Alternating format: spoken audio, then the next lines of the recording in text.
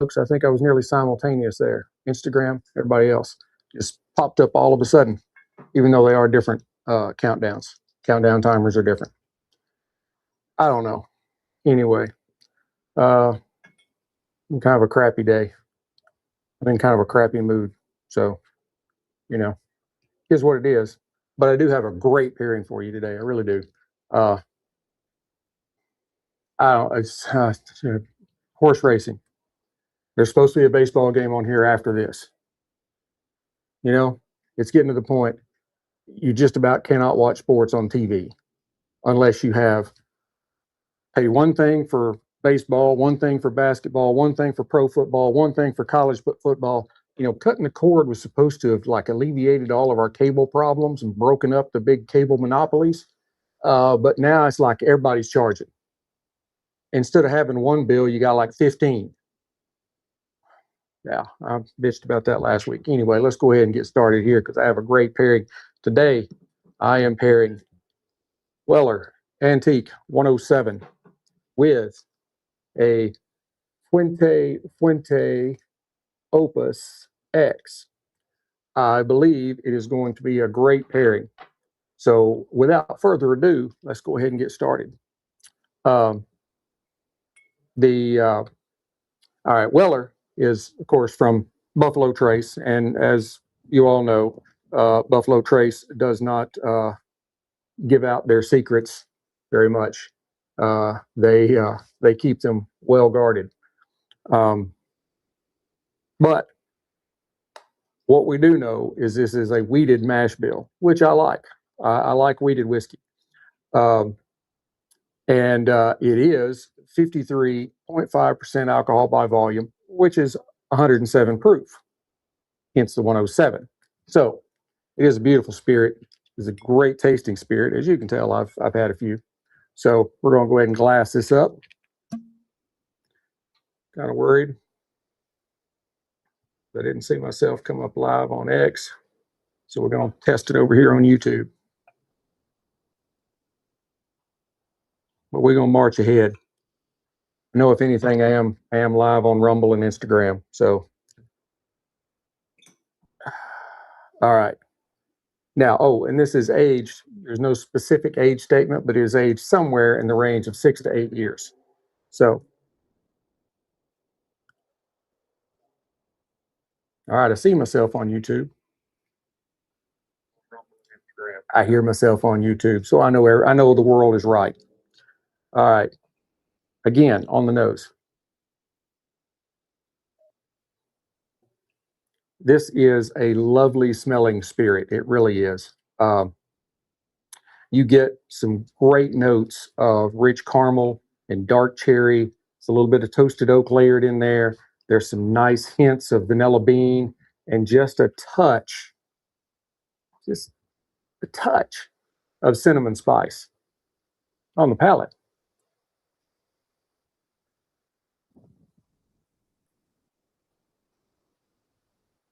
Not a huge hit of ethanol. There's a little bit of warming on the tongue, but it's a very approachable spirit to be 107 proof. You get it's full-bodied. It's nice and bold. You got some great notes of molasses and toffee. And there's some red fruit in there, some like ripe red apples, that kind of thing. Baking spices. And then there's this kind of, like I said, just kind of this warm wave of oak-driven heat that just washes over your tongue in the best way possible. One more sip.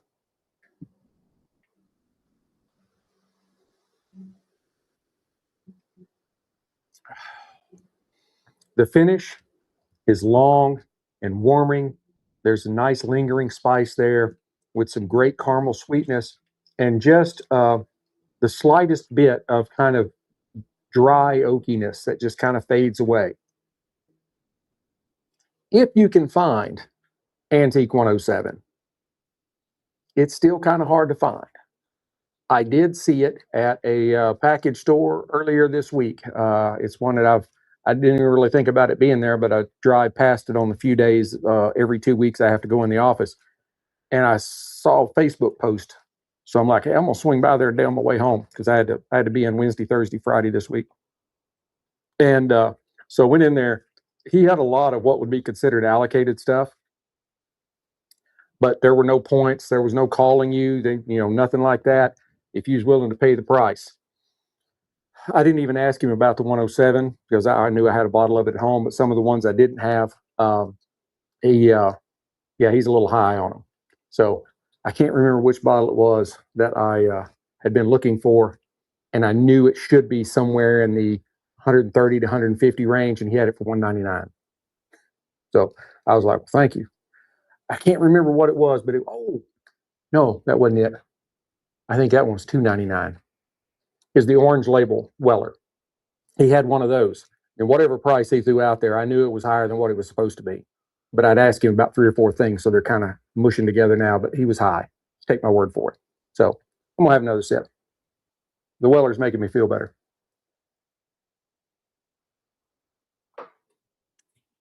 All right. Now, the Fuente Fuente OpusX lovely cigars. I've had a few. Not a bunch, but a few. The wrapper is or the filler and binder are from the Dominican Republic. Arturo Fuente operates out of the Dominican Republic. They do grow tobacco there. Then they also grow their exclusive tobaccos there, like the top tier. They call that Chateau Fuente. So anytime you see an Arturo Fuente that says that it has some leaves from Chateau Fuente, those are the best of the best right there. I think they're out there like trimming with scissors and swooshing away bugs and all that kind of stuff. Just make sure that those leaves stay perfect. Anyway, the wrapper is a Dominican sun-grown Rosado. So yes, this is a Dominican Puro. Construction, as you might expect, is impeccable. Let me lower my shades here. It's bright out here. It's a nice light tan, tight yet visible seams. Probably the most pronounced vein. Vein right there.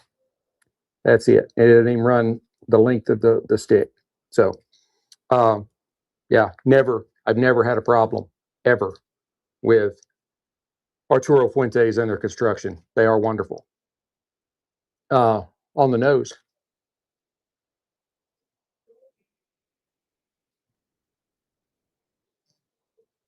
you get some wonderful notes of cedar and this kind of like barnyard funkiness. It's great. I love it. You get some red pepper and then kind of an aged tobacco sweetness kind of thing. Let's go ahead and give it a cut. I'm going to be using my Cassetti multi-cutter. I'm on the guillotine cut. Torpedoes, you can't punch them. And I have V-cut them, but it just kind of creates a real odd end there, and it's just easier if you guillotine. It's one of the few that I will guillotine every time is a torpedo.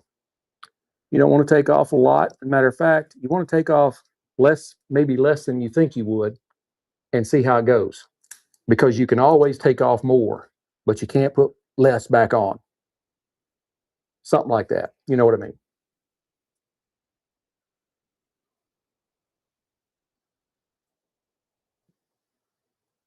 And that might require a little bit more, but I'm gonna go with it as it is because I'm not really sure. I think it may be okay. It does have a nice easy draw to it. On the cold draw, I get earth, leather, a nice little subtle spice in there, and just a faint raisiny like kind of sweetness. Good stuff. Good stuff. All right, lighter. A little windy out here today. I've been trying to talk Mrs. Sticks-n-Stonez into letting me have a tiki bar out here that I could close up. So in the dead of winter and the heat of summer, I could do my shows from inside a space that I could heat and air.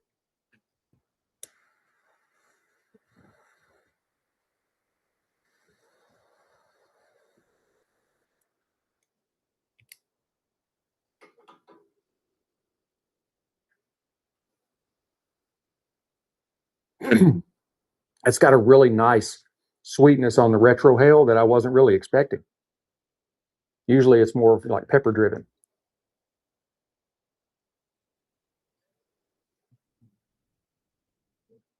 I'll touch it up a little bit.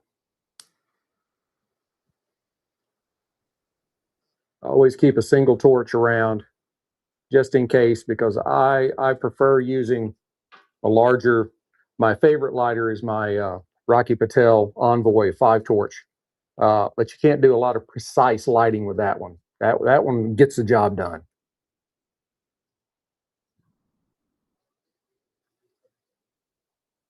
I do think I'm gonna have to take a little bit more off of that. Just that's what I was saying. It's always better to take off too little than too much. There we go. Mm-hmm. Mm-hmm. That's what I took off. That much extra. Maybe about 1/8 of an inch. Yeah. Now that's extremely open draw now.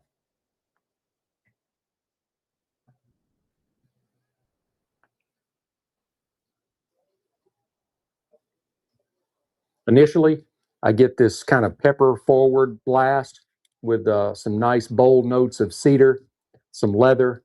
It's got kind of a deep, kind of earthy core to it.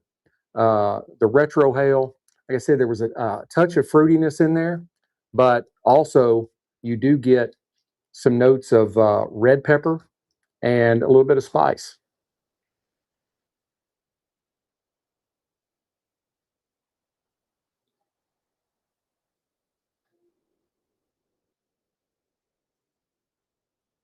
Mm. All right, we're gonna try them together.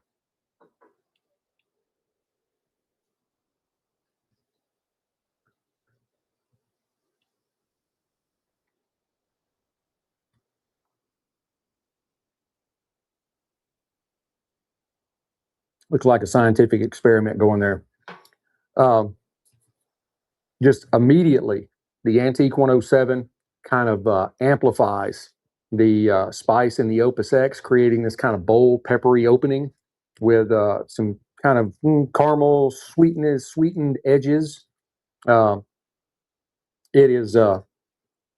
They seem to go extremely well together. You've got some really good sweet notes in the spirit, but also it's got enough oomph and pepper in it to kind of keep up with the peppery spiciness of the cigar.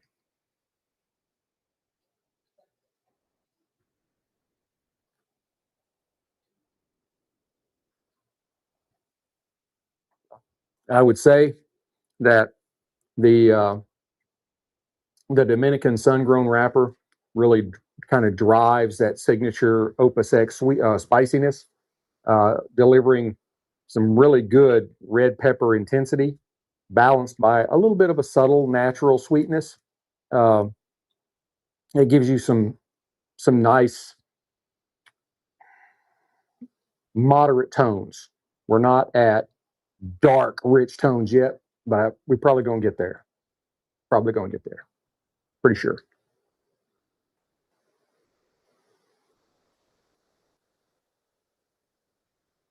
If you're watching live, go ahead and give me a thumbs up or a heart or say hello, whatever.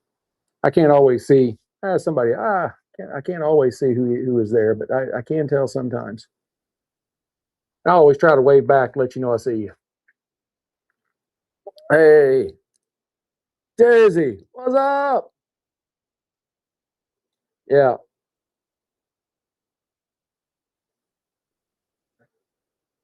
I have all kinds of technology going on here. It's a lot. I have 3 phones. I have my iPhone, I have my old Samsung, and I have my old uh, I was typing. And my old iPhone, that one has YouTube on it, so I could see and hear myself.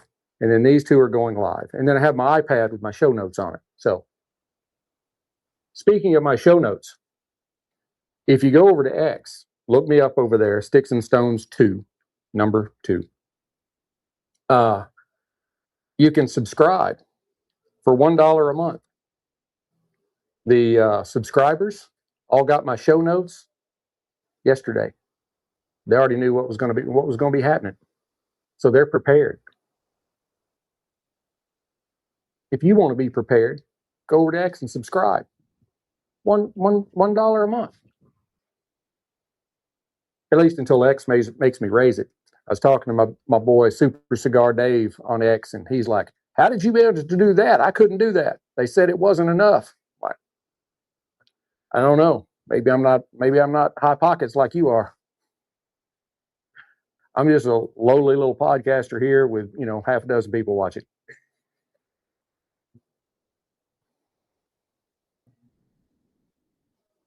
These OpusXs, they really are great cigars. I can run up on some every now and again, but I cannot buy boxes. That is not in my pocketbook.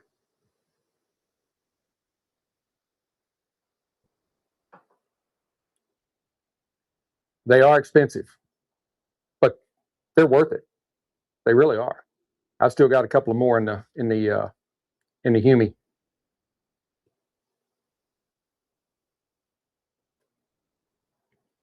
I do go to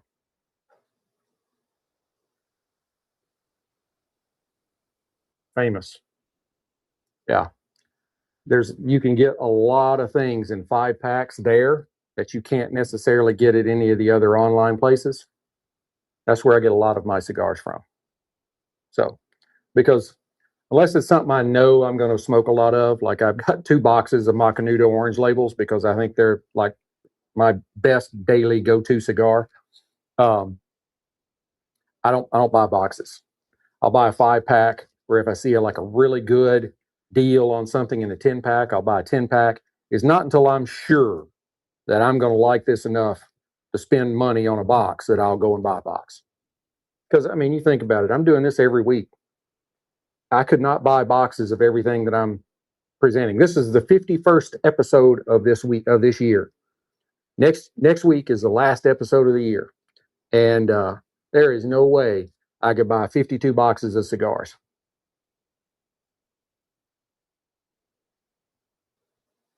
Now I do reuse stuff, like I keep all my notes by episode, and I can go back and, so if I've got, I do a test smoke, then I do an episode. Well, now I've got 2 smokes. So if I decide I want to pair that cigar again 6 months from now, then I can always go back and find that show. And I've still got 2 cigars left, and I got my show notes. So there's a lot goes into this. I'm not just, going balls out.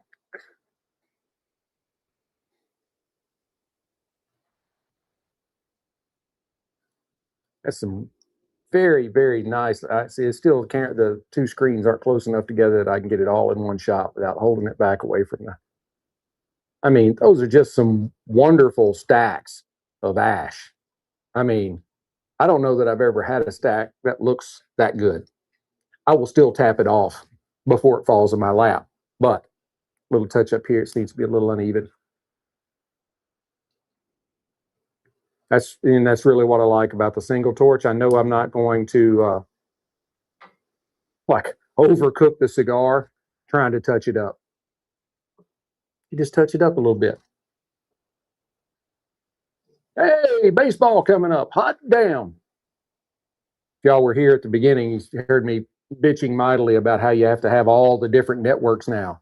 Not like it was when we were paying $200 a month for cable. Now then you're probably paying $300 a month for the half a dozen, or it's more like 12 or 15 different subscriptions you have to have. Netflix, when I started, was like $8 or $9 a month. Now it's like 20 something.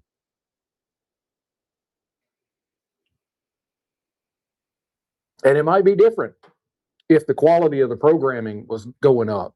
But since COVID, quality of programming has gone down. It's like we used to go to the movies at least once a month.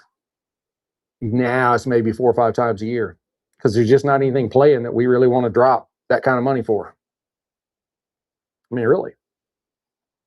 And we love going to Studio Movie Grill, where they'll serve you dinner and drinks if you want it, in a nice leather recliner, and so you'll spend $70 or $80 on tickets, as I have 4, and then you'll drop $100, especially if you're getting that adult milkshake like I do.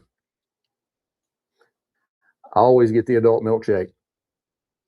I would not get dinner before I didn't get the adult milkshake. That's good eating right there. If you never had it, you should have it. It's basically a Bailey's Kahlua milkshake. I love it.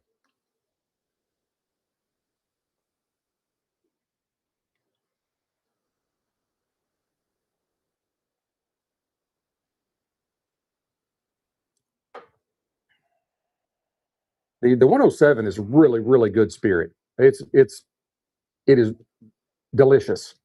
And I haven't had a lot of Wellers. I have a bottle of Special Reserve. I have this bottle of 107. I have sampled 12-year, maybe foolproof. But I haven't found one that I like better than the 107. And I saw it somewhere. It was somebody posted a picture. They were at Buffalo Trace Distillery one day this week, and they were making note of the fact that they had put out the very limited E.H. Taylor 4-grain. They said it only comes out like once a year or something like that. And they were selling it there for $79 a fifth. If that had been in a liquor store, it'd have been $179, if not more. I got to make a trip to northern Kentucky.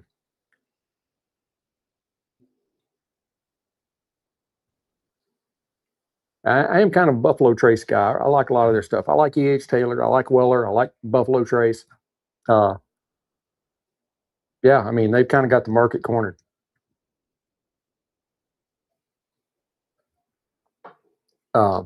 Penelope, not a Buffalo Trace spirit. Penelope is excellent. I think I've got 7 different bottles of their bourbons. My favorite, and I think this may be my favorite all-time bourbon, is the Rio. Right now, I'm chasing Penelope Havana. The liquor store I was at earlier this week, I was saying something about it because he had a bottle of the Rio, and I was saying, "Yeah, I've been chasing the Havana." He said, I saw one of those." He didn't say they'd had one. He said, "I saw one." It's hard to find. Some of this stuff is hard to find. Very hard to find. And then I think there was a drop today, and it may have been at Total Wine. Somebody said that they got there at 8 o'clock and there was already like 70 people in line. If I walk in and they got something I want, I'll buy it. I ain't sitting in line. There's people that camp out for 3-4 days like they're going to see the Beatles, just to get into Specs once a year, big drop. Great prices, all the kinds of stuff that you normally can't get. But I'm like, I'm not sleeping in a tent for 3 or 4 days for that. I can make my own at home. I know how.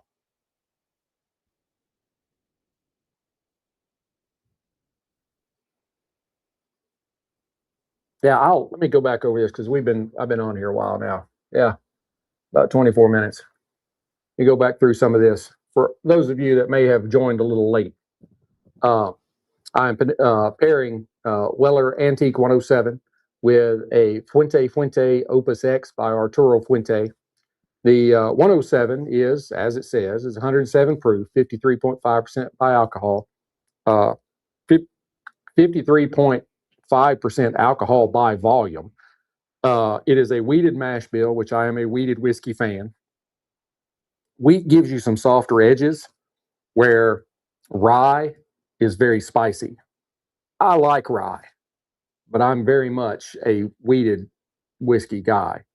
And then, of course, I like, regular corn bourbon. I've had bourbons that were almost all corn. Not quite, but almost.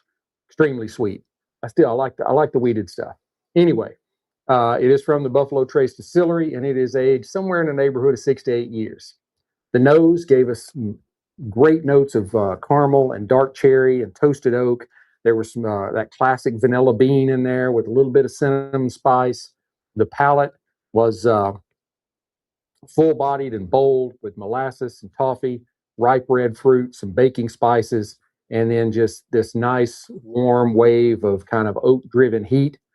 The finish was long, warming with some lingering spices, some caramel sweetness, and kind of a slightly dry, oaky kind of fade. The OpusX is a Dominican Puro, Dominican Republic filler and binder, and then a Dominican sun-grown Rosado wrapper. Typical flawless construction from Fuente. The nose gave us cedar, and this all I could say is this kind of funky barnyardiness that I love. I grew up in the country. I grew up around cows and pigs, and I knew what barnyard was. And it's just got that nice kind of barnyard mustiness, and I really like that. And then you get some red pepper and some nice, kind of a nice aged tobacco sweetness. And we are first pitch. It's Orioles and the whatever they call the Washington team now. I don't know. Nationals, maybe. I don't know. I'm not.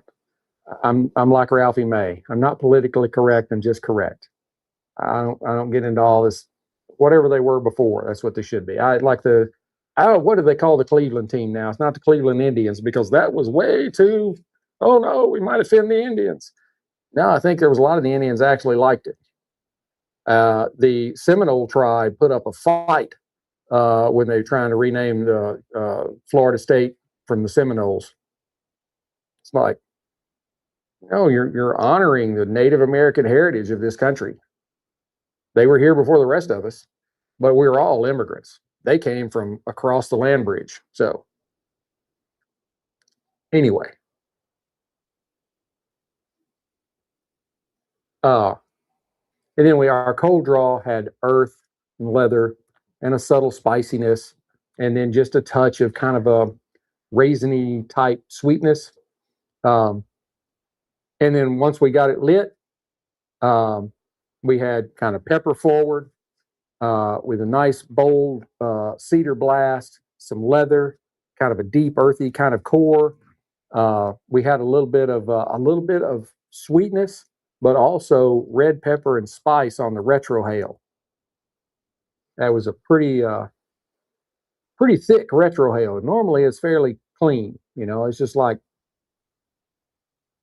one or two things, and they don't do a whole lot of overlapping. Anyway, now together, the 107, that high proof, really amplified the OpusX spice, and that created kind of a bold, peppery opening with this nice caramely sweetness that kind of smoothed out the edges.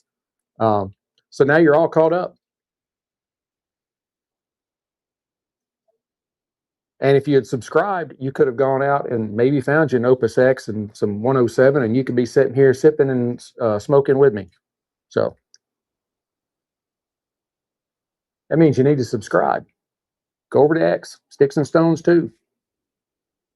I post it to subscribers only. I really try to do it Wednesday or Thursday. Sometimes, especially if it's the week I'm in the office, Wednesday, Thursday, Friday, it could actually be Friday. But,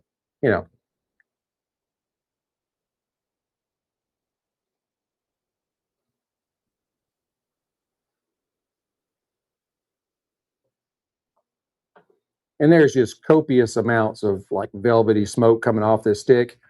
It's not, I say this a lot about a lot of sticks, it's not a smoke monster, but it's got a really good amount of smoke off of it. And after I cut that, if you weren't here in the beginning, I clipped it with my guillotine, and I said, I'm going to cut it a little long, and then I can always go back and clip it again if I need to take more off. But you can't put it back on once you've taken too much off.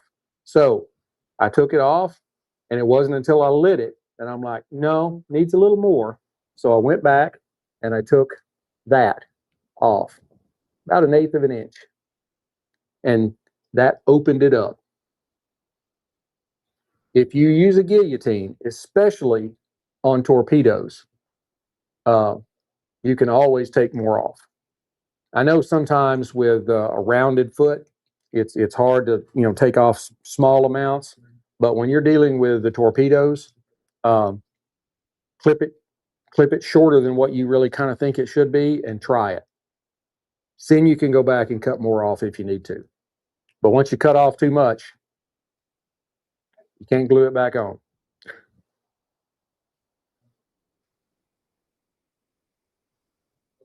Well, we're only about 5 minutes into this game, and Baltimore has already got 2 outs, and they're whoever's batting now is 1-1, 1-2, 2-1. No, 2 balls, 1 strike. Yeah, we're doing good. He's got a 375 average. He's doing pretty good. I don't watch a whole lot of baseball. Like right now, I like having it on because I just like having something that I don't have to keep up with while I'm doing my thing. But I have something to kind of catch my attention when I'm, in between phases of having to be like in the zone,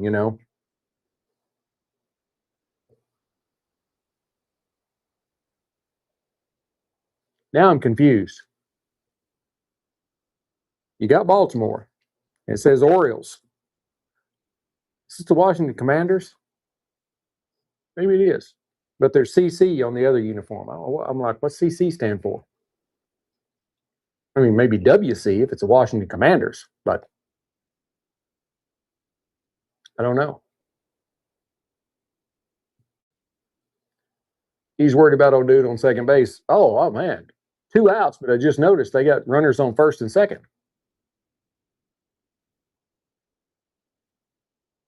Full count, 2 outs. Runners will be going. Struck him out. All right, quick story. Because we're getting close to the halfway mark, and halfway mark, I'll cut us off. Yeah, we're at 32 minutes. I don't want to keep y'all too much longer than that. It's Saturday. I was not very sporty growing up. I actually became much more athletic as I got older, but like 5th grade, trying out for the baseball team, I was afraid of the ball. So every time somebody wanted to play pitch with me or catch with me, I'd hold my glove up and turn my head because I was afraid the ball would hit me in the face, and I didn't make the team. So imagine that. It's not like it was, not like it is today, where it's like, oh, everybody get out there. No. You had to earn your spot, even in 5th grade. So the next year, 6th grade, I went for the 6th grade basketball team, and I made it. I think they just didn't have enough people.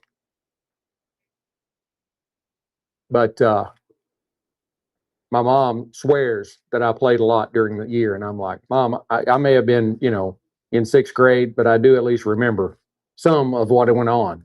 And I'm like, I remember being in 2 games, one of which went into the game with like 2.5 minutes left, and one game I went in with like 45 seconds left. I was pretty much, now I played every position on the squad.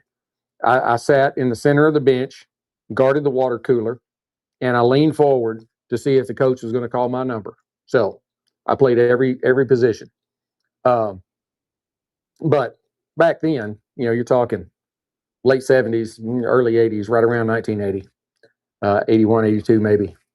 They didn't have the nice baggy uniforms that they wear now. Oh no, these were like the Larry Bird skin tight, and I was kind of chubby as a kid. I didn't get taller and more slender until I hit 16, and I looked like 10 pounds of flour in a 5-pound sack, and I didn't like that. And so after those 2 years of experiences, I never went out for any team again until I threw shot on the track team. And I wasn't on the shot put team. I was the shot put team.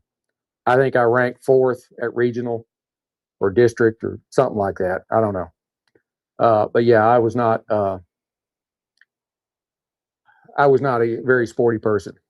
Now, I grew a lot, like 16, 17. I'd be in PE class. PE class was an afternoon, 6th, 7th period, somewhere like that. And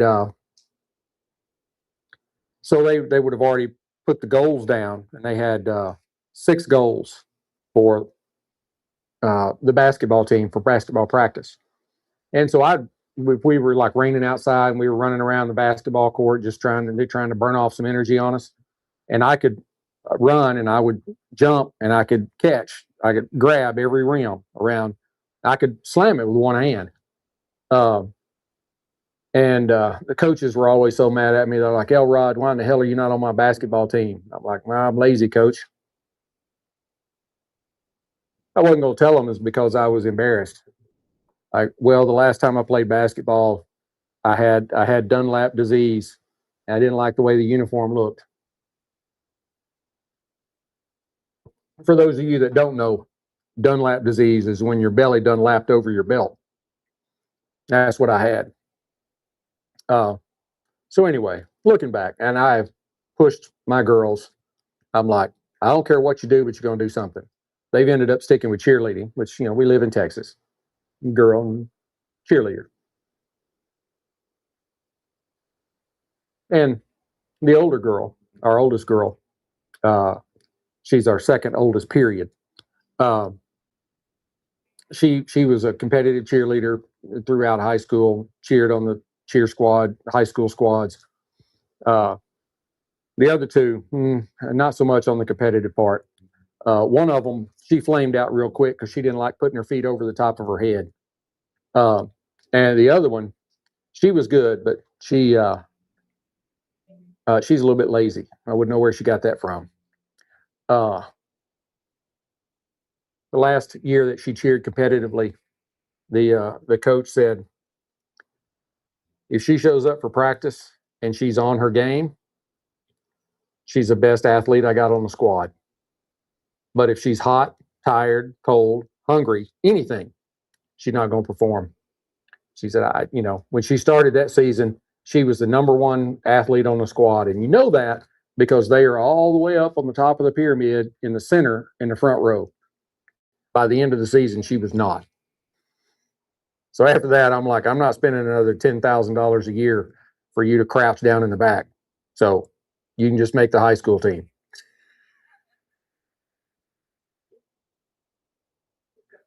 People don't realize how much it costs. Cheer is expensive.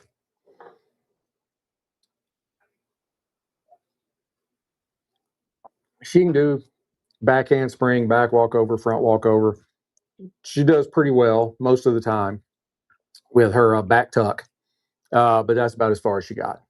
She could roll off now.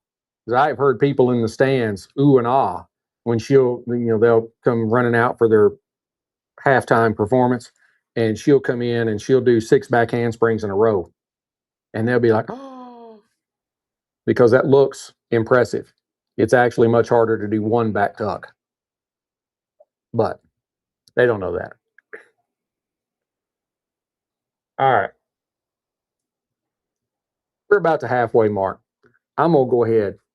I'm going to just give you all the information so I'm not holding up on you Saturday, because Saturdays are gold. As we got to the halfway mark, the cigar has developed a nice creaminess with some espresso notes. You've got Weller's kind of weeded softness that really has shined, bringing out the cherry, toffee, and rounded sweetness that really balances out the cigar's strength. As we got further in, both seemed to kind of peak in intensity in the last half. The bourbon heat really met and kept up with the cigar's power. The oak, spice, and there was some dark cocoa thrown in there, and they kind of converge all into this just satisfying finish. This is really spice versus sweetness balance, where Weller's weeded profile is kind of tamed. OpusX's more aggressive pepper. The body match was an excellent full-bodied to full-bodied matchup. There was no drop off on either side. On the flavor bridge, you had dark fruit, cocoa, oak, and they all just seemed to go together to create this seamless transition from the mid to the last session. And then the finish together, long, warming, and bold on both ends. And that's what she said. I would give the spirit a 9.2 out of 10. I would give the cigar a 9.6 out of 10. Together, I think these are a 9.5. That's probably one of the best sessions I've put together in a while, now that we're the next to last session before the end of the year. And I'm still holding steady. Look at that burn line. I haven't touched it up in a long time, right? Look at that burn line. Look at that. OpusX will set you back $30 or $40 a stick, but well worth it when you're talking about a cigar that you can smoke for the best of occasions. I hope you'd enjoyed this episode as I've enjoyed bringing it to you. Please hit like, subscribe, share, notify, ring all the bells, blow all the whistles, all those kinds of things. Go over to X and subscribe. $1 a month, you get my show notes early. Working on some other things I can do to make that dollar even more enticing. But you get the show notes ahead of time, so you know what it's going to be like. You kind of anticipate. Isn't that the way everybody likes it? They don't, they're like, well, I'm going to sit back here and just see what happens. Oh, no, you look at the show notes and you go, hey, I want to definitely listen to and see what he has to say because this looks really good. So, and go to Amazon. Sticks-n-Stonez, STICKS-N-STONEZ. You'll find our store. We have some nice Sticks-n-Stonez merchandise. I'm not going to stand up and turn around on this one, but you can go out to Amazon and look it up. On the back of the t-shirt, it's got a desert camo soldier with his M4 at the ready, face mask on, goggles, helmet, the whole bit, and Joshua 6:8. And the Lord said, who shall I send and whom will go for us? And I said, here am I, Lord, send me. Military folks love that verse. You'll love the shirt. It is my best seller. And people will want to know, where'd you get that at? You send them to Amazon. Till we get to be there again. Keep your sticks dry, your stones cold. Have a great day.